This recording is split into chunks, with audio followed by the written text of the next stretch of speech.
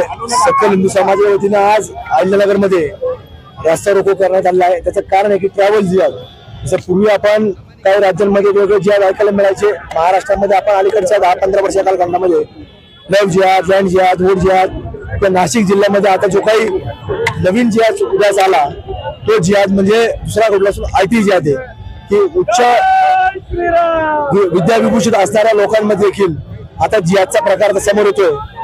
म्हणून या सगळ्या जिहादच्या विरोधामध्ये आता हे आंदोलन या ठिकाणी करण्यात आलं। हे जे प्रकरण आहे ट्रॅव्हल जिहादचं, हे काय प्रकरण फक्त अहिल्यानगरमध्ये घडलं असं नाही, पूर्वी बाहेरच्या राज्यांमध्ये हे सातत्याने घडत होतं। तर अलीकडच्या काळामध्ये मागच्या 2-3 वर्षाच्या कालखंडामध्ये महाराष्ट्रात येऊन पोहोचलंय, कारण त्याला फंडिंग होतं।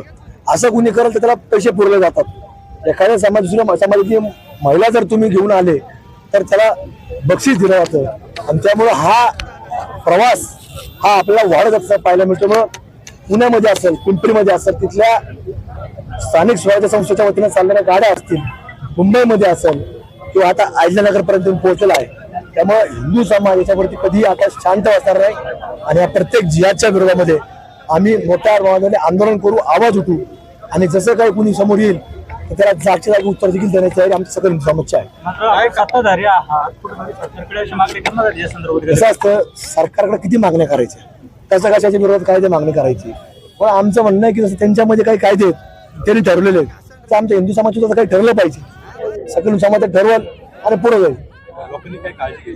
लोकांनी काळजी घेतली पाहिजे। मी आता माझ्या मनोगतामध्ये सांगितलं की लोकांनी एकच काळजी करावी की आपल्या कुटुंबातले काही ज्येष्ठ लोक असतात, आपल्या मुलीला सोडायला जातात कुठे स्टँडवरती एखाद्या प्रवासी वाहतूक करणाऱ्या गाडीवर, तर त्यावेळेला आपण तो विचारला गेला पाहिजे ड्रायव्हर कोण आहे, त्याचा आयडी कार्ड दाखवलं पाहिजे, पत्राला काहीतरी टिळा पाहिजे, गाडीत देवाचं काहीतरी पाहिजे।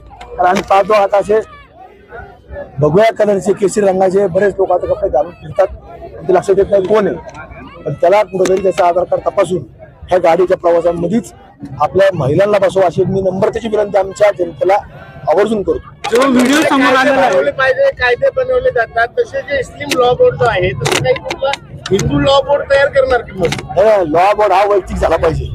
आता कुठलाही जर रेकॉर्ड नसला तर लोकांनी ठरवलं पाहिजे की आपल्या आता आपल्या अशी चौकट ठरलेली आहे, याच्या बाहेर जायचं नाही, ठरवं लागणार आहे। जो व्हिडिओ समोर आलेला आहे त्यातला जो व्यक्ती त्याने हा एकच प्रकार केलाय का आणखीन काही प्रकार? अनेक प्रकार हा फक्त काय झालं त्याला माहितीच नाही त्याच्या गाडीत कॅमेरा, कारण गाडी बदललेली होती त्याला माहितीच नाही त्या गाडीत कॅमेरा म्हणून, त्यामुळे हे असे रेग्युलर करतात ते। नाही विष्णू कसं त्यांनी मनात ठरवून घेतलं ना